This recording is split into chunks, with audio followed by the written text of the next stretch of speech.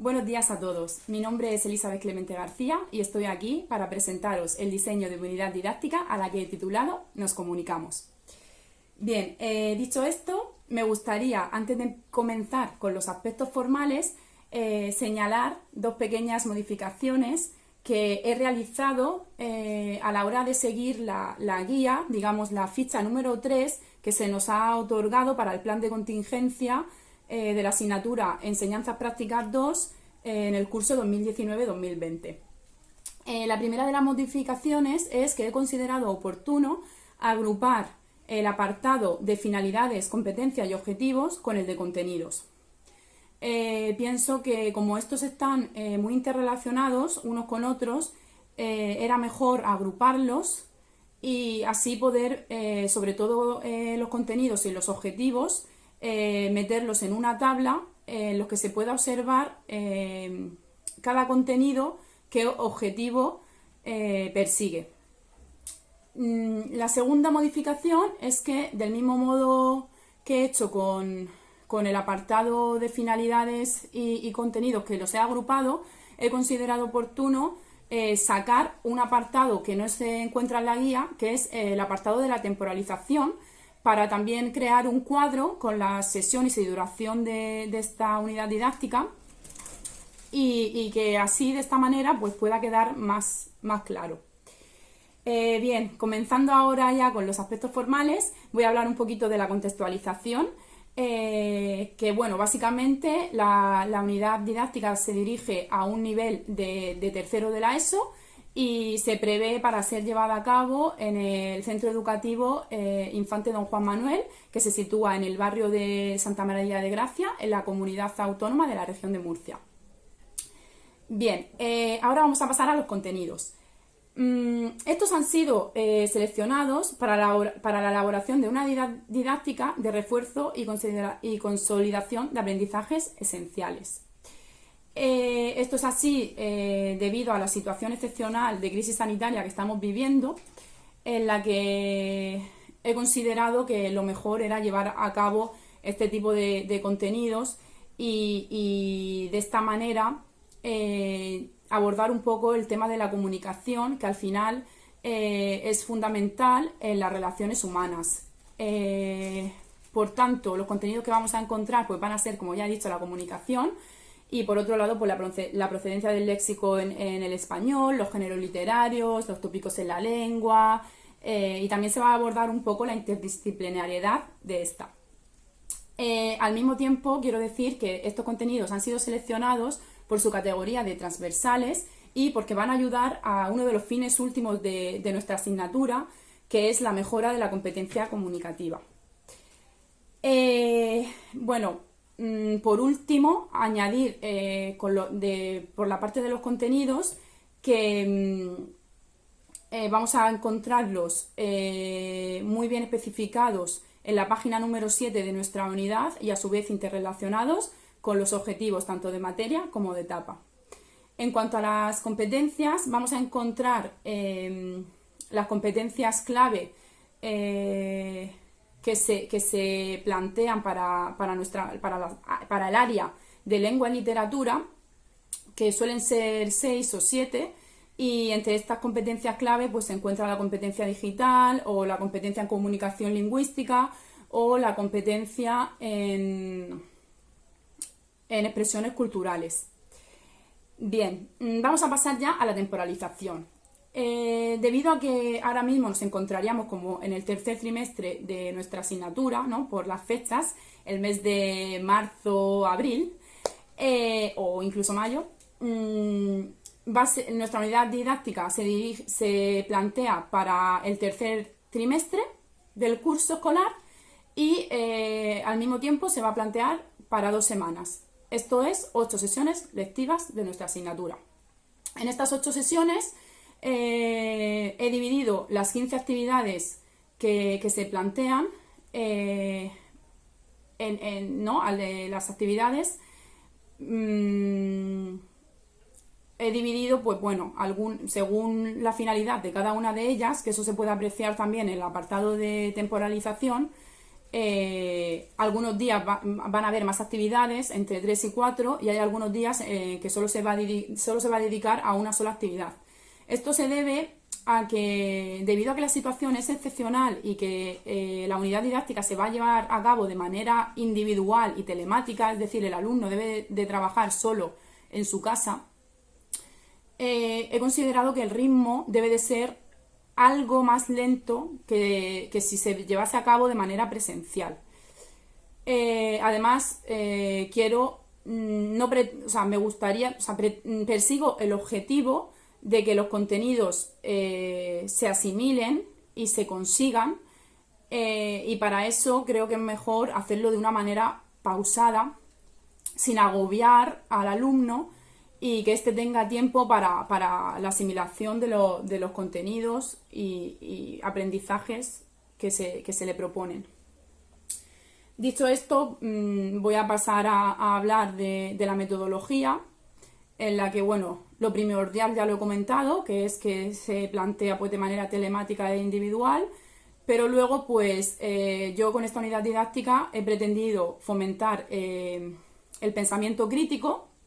y también el desarrollo de la creatividad, sin olvidar el uso del diccionario, el uso de las TIC y con el añadido del método efrástico. Esto es, la éfrasis no es otra cosa que la representación verbal de una representación visual, aunque bueno, también no es unidireccional, puede ser también al revés. Y con este método lo que se pretende es motivar al alumnado, y para ello yo he seleccionado ciertas imágenes que creo que son inspiradoras y que van a ayudar a la asimilación de contenidos esenciales de la asignatura. Bueno, ya creo que solo nos faltaría explicar las actividades y la evaluación, y creo que voy a pasar primero a la evaluación y por último a explicar un poco de manera general las actividades, y luego me voy a centrar en una de ellas. Bien, en cuanto a la evaluación,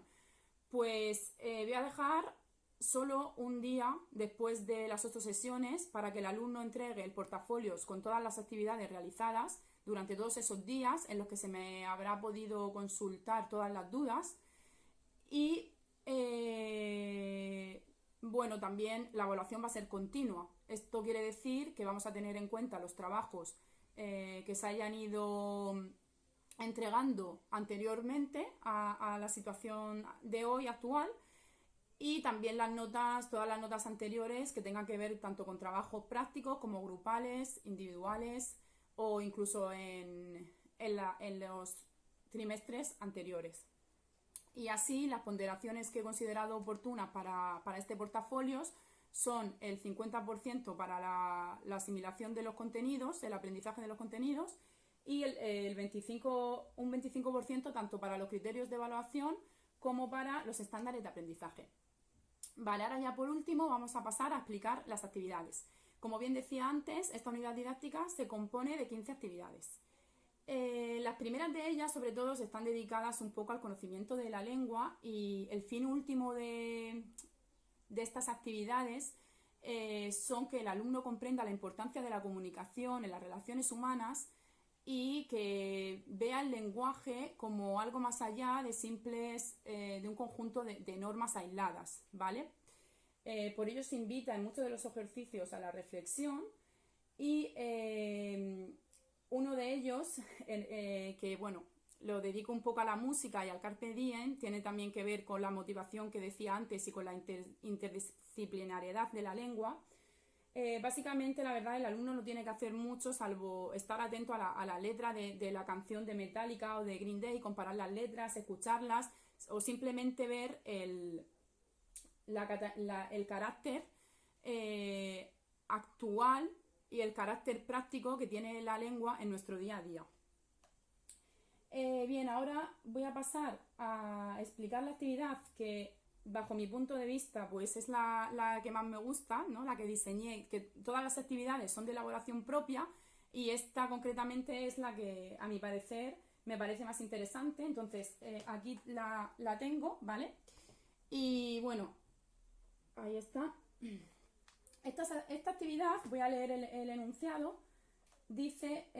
¿recuerdas cuáles son los tópicos literarios más comunes a lo largo de la historia de la literatura? Observa estas imágenes, identifica un tópico para cada una de ellas y argumenta más tarde el porqué de tu elección. Vale, ¿por qué digo que esta actividad me resulta de las más interesantes? Bueno, primero, pues por todo lo que he comentado del método efráctico y de que las imágenes son muy inspiradoras, por un lado, pero por otro lado, a mí lo que me gusta de esta actividad es el hecho de que no hay un tópico que defina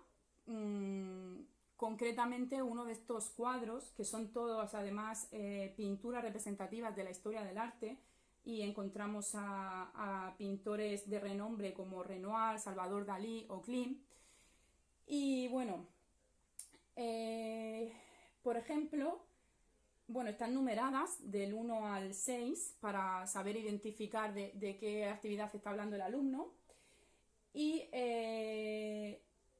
por ejemplo, si hablamos del Tempus Fugit, podríamos referirnos al cuadro de Salvador Dalí, donde encontramos los relojes, pero